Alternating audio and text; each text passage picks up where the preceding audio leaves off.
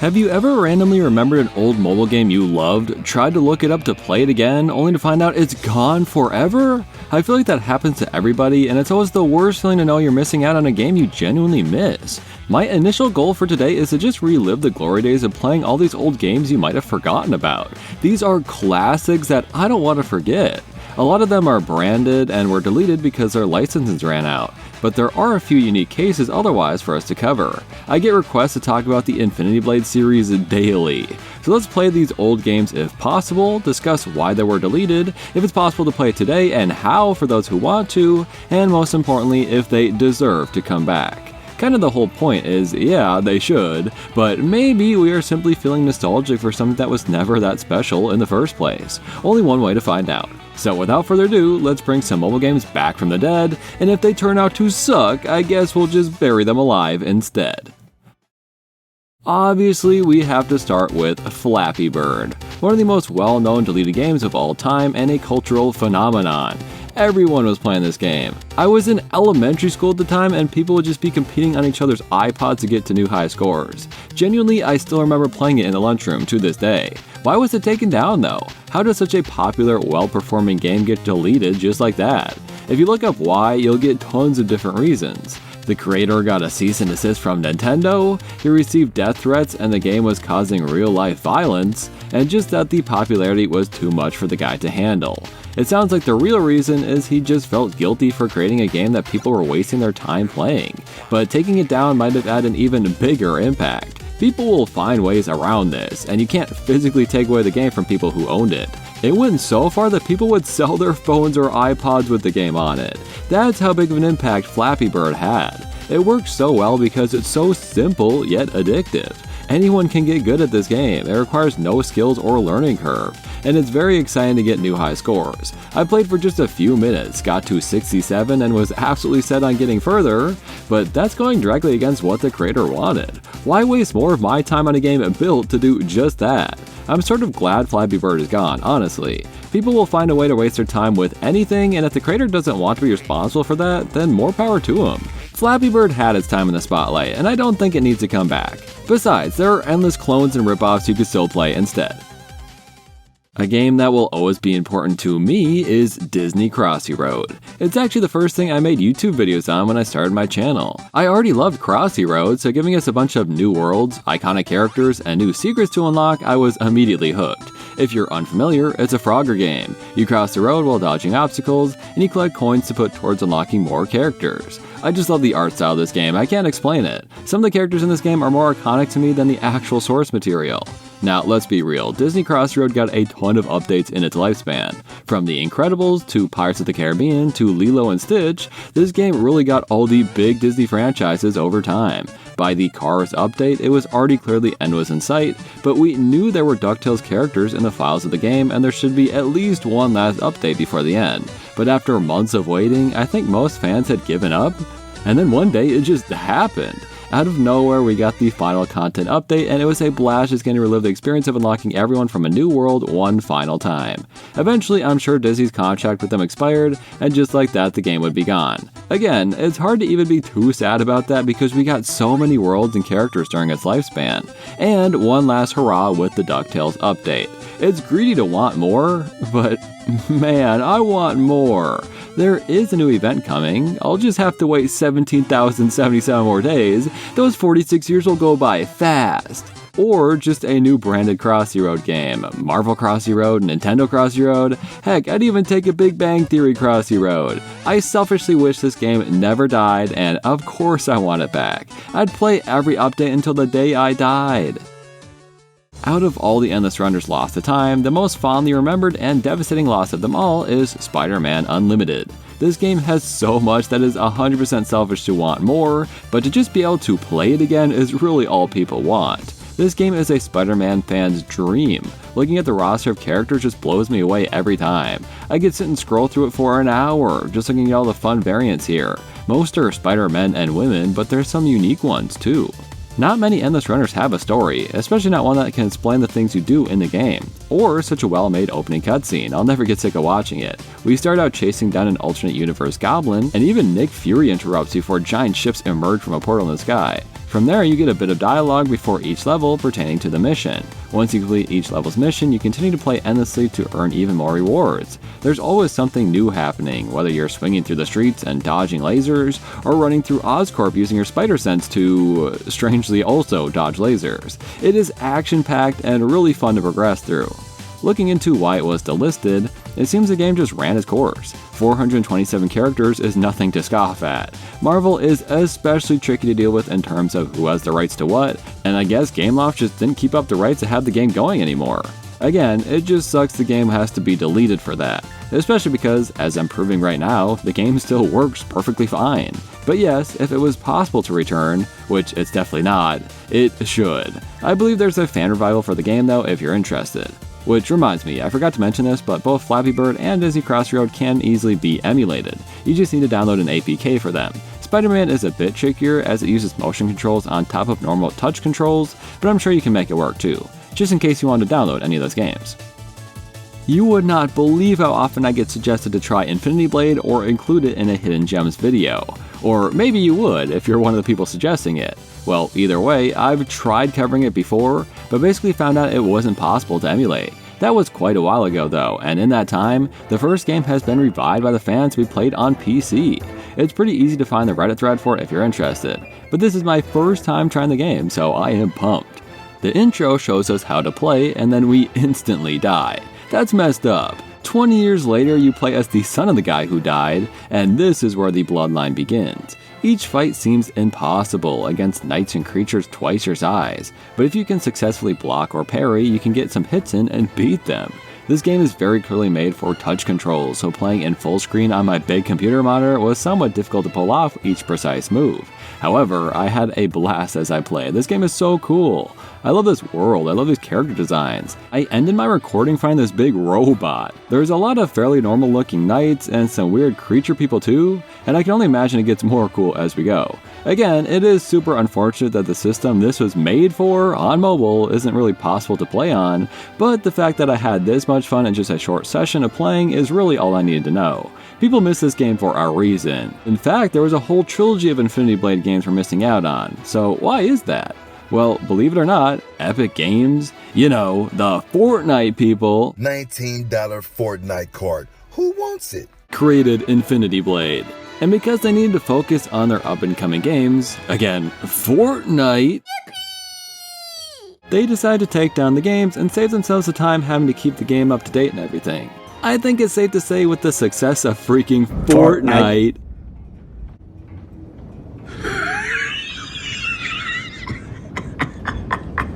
they made the right call. They could come back to this game and re-release it for the die-hard fans who miss it, but of course not. Why would they do that? But yeah, I think this game should come back, and I'll be riding in the Epic Games parking lot until it does.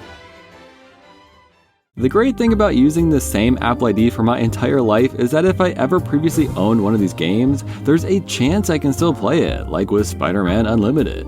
But sadly, some apps are just completely purged even if you did own them at one point, like Flappy Bird, Where's My Perry, and our next game, Tiny Death Star.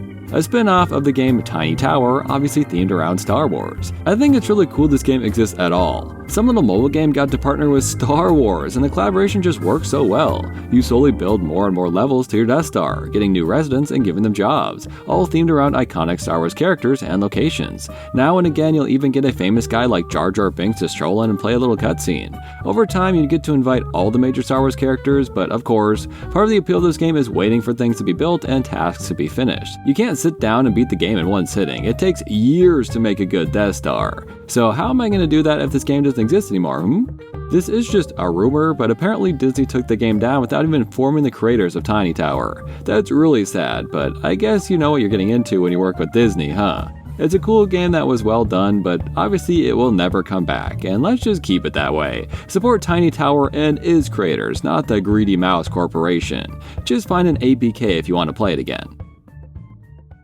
Cartoon Network games definitely take up a large portion of deleted mobile games that people miss. I don't really get why, but one by one they all disappear over time, and everyone who played them is nostalgic for a particular one they remember fondly. Maybe that's Steven Universe Attack the Light or one of the Amazing World of Gumball games, but the most important one to me and many others is Adventure Time Card Wars. After the episode with the game released, every kid who saw it wanted to play the game themselves, and it was a no-brainer to turn it into a video game. Obviously, a physical board game would be cool, but sort of impractical. Anyways, I played this game all the time, but I wasn't very good at it. As the name suggests, you can build your own deck to fit your playstyle and take down opponents. You used to be able to play online, but I doubt there's an easy way to do that these days. Instead, you can play the story mode, and each time you beat a character, like Marceline for example, you will unlock them. Each character has a unique skill, similar to PvZ Heroes if you played that. The cards are pretty cool, some from the episode in the show, and a lot of brand new monsters and spells. Each one can be flooped of course, including the pig, which activates a unique skill. The way I like to play is very aggressively, taking hits but dealing as much damage as I can to just win early. It's high risk, high reward at all times. I also forgot how important it was to land these spinner wheels correctly, dealing double damage, or just completely blocking and countering opponents' attacks. They put so much effort into this game to not only make it faithful to the show, with great music and voice acting and okay graphics, but a decent deck building game on top of that. I want this game back, and I want them to make it real because that would be awesome. Someone suggested I should try a game called Grabatron, and just out of curiosity, I looked it up to see if it looked fun or not. And then just a wave of nostalgia hit me when I saw the gameplay. I remember this game, and I certainly don't remember it being so low quality. I forgot that it was made by the creators of the Hungry Shark games, who apparently love making games about killing little humans. But you control a UFO with a big meaty claw to swing around and grab stuff. As you play, you'll receive missions like abduct a bunch of farmers. You complete missions to earn gems to upgrade your ships or travel to new locations. It's nowhere near as greedy as games these days. I bet you can unlock everything within a sitting, as long as you're good at the game and you can really rack up points. It was meant to be played with motion controls, so it sort of sucked using my mouse to control a joystick on screen, but I still had a lot of fun. To be honest though, the stages are pretty empty. Sometimes you can find some secrets, but a lot of times I was just going back and forth a lot. And then if you get hit by a rocket launcher, you just instantly die. Anyways, it's clear to see why this game isn't around anymore. This really isn't even a guess. The team just had no plan to keep it updated for modern devices, and it will forever be a low quality looking old mobile game because of that. They put all their effort into the Hungry Shark games, and that seems to have worked out. I don't think we need a Grabatron revival, there's just not a lot to it, but if they revamp the series, I would be more than happy to give it a shot. We're at the halfway point now, and I'd like to do a quick lightning round of random games I have on my old Kindle Fire. It's a real treasure trove. I just wish I had someone to screen record on this thing. If anyone wants to buy it, name your price, honestly. Anyways, lightning round. I was going to include Mega Run, but good news. It was actually revived. That is an absolute win right there. If you missed this game and want to play it again, you actually can. Same with a game I loved called Spin Rhythm, which got a full fresh console release. Even bigger win right there. The music in this game is awesome and I can't recommend it enough.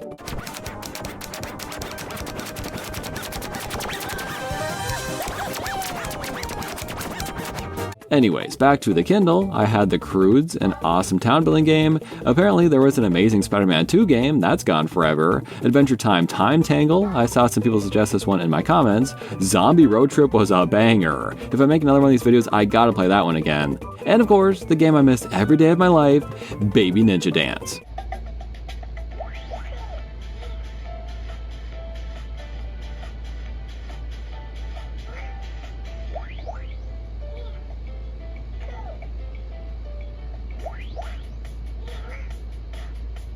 I'm actually not sure if I can sell this Kindle Fire, or I'd never be able to play that ever again. Alright, that's a lightning round, now back to the rest of the video. I have actually never heard or played of any of the Cordy games, but people really wanted to see it. It's a mobile platformer focused on collecting gears and charges to exit each stage. I gotta say, for an old game, this looks pretty dang good to me. I love this art style. It was really charming, even if the first few levels are pretty bare bones. But I am telling you, swinging around on your cord feels awesome and you can build up a ton of speed from it. This feels like that one chibi robo game everyone hates, but done much better. And it really does feel like one of those old mobile games you just download and breeze through in one afternoon. I miss this era of games, and while it really isn't anything spectacular, it just brings me back to better times on the App Store. Let me know if the other Cordy games are worth checking out, I'm curious now. As for the first game, it's cute, but I don't feel the need for it to come back. I can't really imagine a game like this existing in the modern mobile game landscape. It sounds like the company that made this were bought out, and then those guys didn't bother to keep their games up to date, and as of 2017 they basically shut down all operations. That's a sad ending to a very cute, fun game series.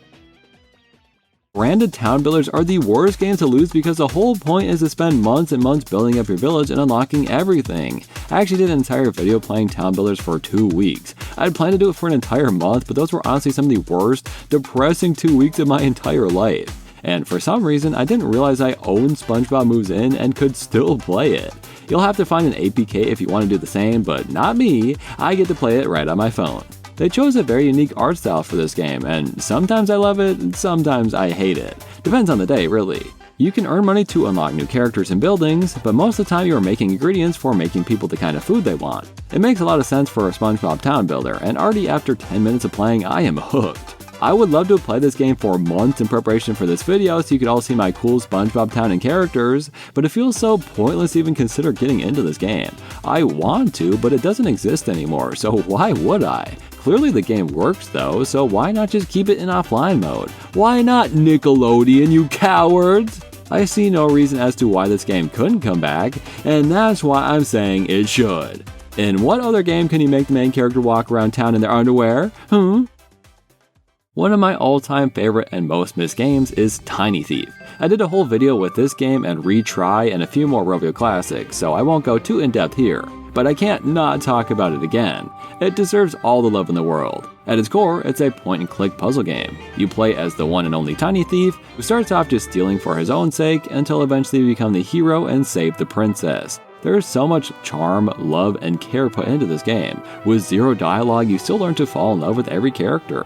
Collecting all the secrets and playing through from start to finish is an unforgettable experience, and all you gotta do is find an APK and download it, or buy the Wii U version, up to you I guess. If you're somehow still not convinced, there's even a level where some guy kicks his cat, so you hide in his bed and the hottest woman in town gets out of the shower and joins you. If that is not enough to convince you this game should still exist, frankly I don't know what will. I apologize for the low frames in this section. It might give you a headache to watch, so maybe just use this as an audio only section if it bothers you. Anyways, while this game was probably more well known for being on Miniclip or Armor Games or whatever Flash website you chose to frequent in your childhood, Gravity Guy was also important to a lot of people on mobile. And since all you have to do is tap to invert the gravity, it's kind of the perfect fit. I've never played this game before, but I already see the appeal. You go so insanely fast sometimes, to the point where you can't really even react to what's coming before it's too late. I love when games like this do that. Can you imagine how boring this game would be if it was at the same starting speed for the entire game, and you're being chased, so you can't just simply stop or stall for time? Now, as I'm sure you can tell, this game is old and outdated, and was never made to fit the free-to-play market on the App Store. It cost more to update and maintain than they were earning back, so Gravity Guy went bye-bye. It's as simple as that. It's a very simple game to the point where I don't really see the need for a grand return anytime soon, but I can totally understand why people are nostalgic for this one. I got an APK for it, but I bet you can play it on your browser like the good old days too. Probably the biggest and most well-known purchase of any series on the App Store would have to belong to Angry Birds. Not only will we be covering a couple of the dozen classic Angry Birds games they don't want you to play ever again, but I'll give you a little story of just how evil and awful Rovio is as a company. Let's just go over 3 Angry Birds games that people missed for now. We'd be here all day if we wanted to cover the rest of them. The biggest and strangest loss is probably Angry Birds Classic. You know, the first game of the series, the entire reason your franchise exists in the first place, the game that comes before your sequel that is still on the App Store despite the first game being deleted. Oh yeah, that game. With some of the greatest level design in the series history, the first Angry Birds game is one of the best in the series and easily better than every single game Rovio still allows you to download. My story about Rovio is tied to the deletion of this game, so I won't go too in-depth for now, but of course the original Angry Birds game should come back, and it's crazy I even have to say those words out loud. The branded games make a little more sense. As we've seen with a bunch of games on here, licenses run out and games shut down, it just happens. However, Angry Birds Transformers is still going strong to this day, and the console game Angry Birds Trilogy features the game Angry Birds Rio, meaning you can physically purchase and play this game lost from the App Store at any point in time, just not on your phone. If you've heard me talk about Angry Birds Rio before, then you know it's my favorite game in the series, and I believe it is a real and actual crime that people can't just download and play it whenever they please. This masterpiece cannot be trapped on an overpriced console version, it just can't. And finally, let's talk about a beloved spin-off, Angry Birds Go. I recently did a full review of this game, so if you want a more in-depth look, there you go. But this racing game where you unlock each of the birds and upgrade your car and drive down really fun nostalgic courses is a really great time from beginning to end. Sure, Rovio tried selling people carts for $50 real-life dollars, but you can ignore that and still have a fun time with the game. Eventually, before it was wiped from existence, they actually updated the game to the 2.0 update, which was so bad and hated that people actually prefer that the game stay dead. That's actually a decent strategy. Make people hate your game and then they won't care if it gets deleted. Genius! But the original version of the game was pretty fun, I won't deny it. There's a great mod of this game called Nitro I played for its dedicated video, and I'd recommend it. Alright, now as promised, here's a little bedtime story about the most villainous mobile game company out there. I'm sorry if I give you nightmares, but I promise it's a thrilling and important real story to spread the word about. So in 2019, all the fan-favorite Angry Birds games were wiped suddenly and permanently, and ever since that day the fans have begged to have the games come back.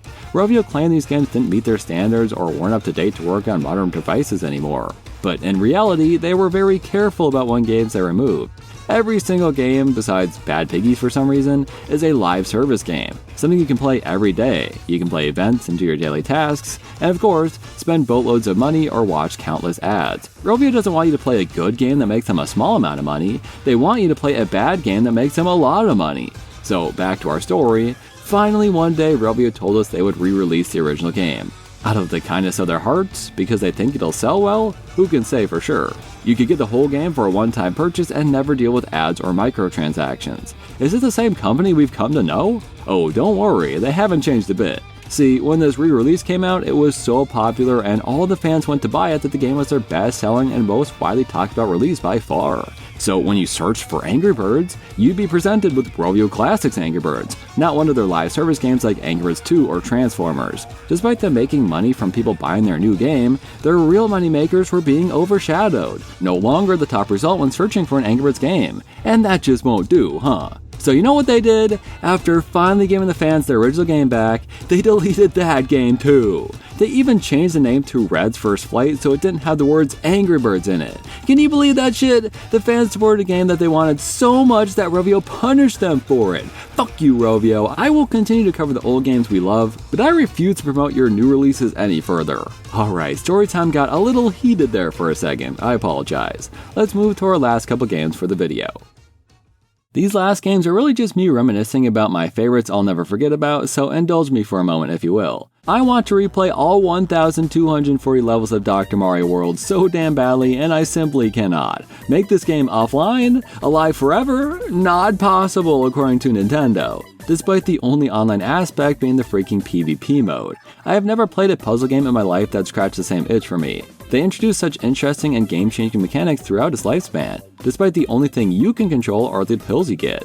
There is quite a bit of luck in terms of the colors of pills they give you and how your character's abilities activate, but still quite a bit of skills required on your end. You have to juggle pills as they float up, fighting gravity as a mechanic to beat these stages, and it's just really well done. We got plenty of levels in this game, I don't even want more, I just want to be able to play them, that's all. So yeah, selfishly this is probably the one game I want to come back more than any other. At least I can still watch my series of videos documenting every single level and event the game ever had. That's called dedication, my friends. And lastly, our most recent loss, The Simpsons Tapped Out. To celebrate the game's death, I made that video I mentioned earlier playing some town builders and capturing the final footage of my decade-old town one last time. If you played a town builder, you know what it's like to collect buildings and characters and everything like that. So when I tell you I literally had every single character and building in the game, you should be impressed. I'll give you a little peek into how I achieved this without ever spending money on the game. There's Facebook groups dedicated to giving away free items in your town. I don't really know how they work, but they do, and that's how I got everything. Now, I know what you're thinking. I never supported the game financially and therefore helped lead to its death, right? Well, EA doesn't deserve my money. They couldn't let us keep our towns. SpongeBob still works, why can't this? They know people spent a decade of their lives and boatloads of money on this game over its lifetime, and it's cruel and evil to take that away. I'll always miss The Simpsons Tapped Out, but it lived a good life, and they gave us all time to say goodbye to our towns. And people online have found ways to preserve theirs, so good enough for me. We have no need to have the game back, EA. Thanks for nothing. So, what have we learned today? When it comes to mobile games, they come and go all the time. If something is branded, you should fully expect it to disappear one day, no matter how much of your personal savings you dump into it. Sometimes it's hard to even get invested in games like these just knowing it'll all be gone when these companies fail to profit from them. It's sad, and you can never really own any of these games, especially the ones that require a Wi-Fi connection. So let's learn from the games we've lost. Sure, we can sit and pray they come back one day like Mega Run did, but the truth of the matter is that's just not realistic. Be cautious of the games you sink your life into, play your favorite games while you still can, and say a prayer and hold a funeral for the ones we've already lost. Trust me, when you love a game like Dr. Mario World as much as I did, that's the only way to heal. Thank you guys for watching, and let me know which games you missed the most. I know there are tons of games we could cover in a video like this, so let me know if I should make another part. I definitely include some of my favorites like the Temple Run and Where's My Water spin-offs, so let me know if I should and what games to include. Thank you to my members Patrick Barjan, Keep, Jeb the Legend, Cheaper Ying, Test Monkey, Callum Ford, Perscube and Enter Checky, Timor, Kurnov, Aaron the Ghoul, Freakish Mild, Geminat, Lewis, Lavatane, Brightstreak, Dante, MGR Damadan, Einherjar, Jonathan Biscoff, Fberg, Ukar, OK, Sleepy Boy 74, A-Train, Gall Guy, Green Man Yeah, McCrazy, Skibbity, and Mirai. How likely do you think it is for a single one of these games on here to actually return someday? If I had to pick one, maybe Grabatron? But there is just no chance for these games, dude. Literally no way freaking Tiny Death Star is just gonna revive itself out of nowhere. Although, it would be pretty fitting with the tagline, somehow Palpatine returned.